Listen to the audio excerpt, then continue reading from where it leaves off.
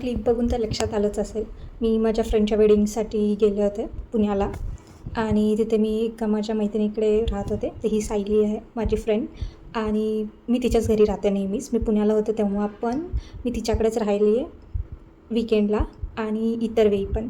आणि कोणता सण असो काही असो, जर मी पुण्यात असेल तर मी तिच्याच घरी असते. ते माझं दुसरंच घर आहे पुण्यातलं ॲक्च्युली. तिच्या सगळे घरचे कॉलनीमधले सगळेजण मला ओळखतात. सो इथे नेक्स्ट डे आम्ही सकाळी हळदीसाठी तयार होत होतो. तिची सकाळी हळद होती आणि संध्याकाळी लग्न होतं. तर इथे तुम्ही बघू शकता हळदीचे आउटफिट्स, ज्वेलरी, मेकअप प्रोडक्ट्स सगळं आम्ही ठेवलेलं होतं. आम्ही तयार झालो, मिनिमलच मेकअप वगैरे केला होता कारण आम्हाला येत नाही ॲक्च्युली दोघींनाही. नंतर सकाळी नाश्ता केला, उपवास होता त्या दिवशी. मी हॉलवरती पोचलो.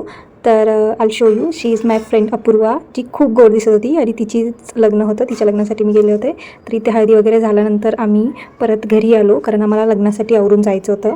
तर हे आमचे आउटफिट्स बघू शकता. आणि परत आम्ही तयार होऊन हॉलवरती गेलो तिच्या लग्नासाठी इव्हनिंगला. तिथे तिची सप्तपदी चालू होती आणि त्याच्यानंतर लग्नाचे हार घालायचा वगैरे कार्यक्रम होता, जे की खूप छान झाले सगळे फंक्शन्स तिचे. आणि आणि ह्या रुखवत तर तुम्ही बघू शकता, इतकं छान सजवलेलं होतं, ते खूप मस्त होतं. या काळी जसं बायका काम वगैरे करायच्या ना, तसं ते पूर्णपणे मांडलेलं होतं. इतकं मस्त वाटत होतं ते. आणि असं आम्ही खूप मजा केली, सगळे भेटलो, गप्पा मारल्या, खूप छान वाटलं खूप दिवसांनी. That's it, bye.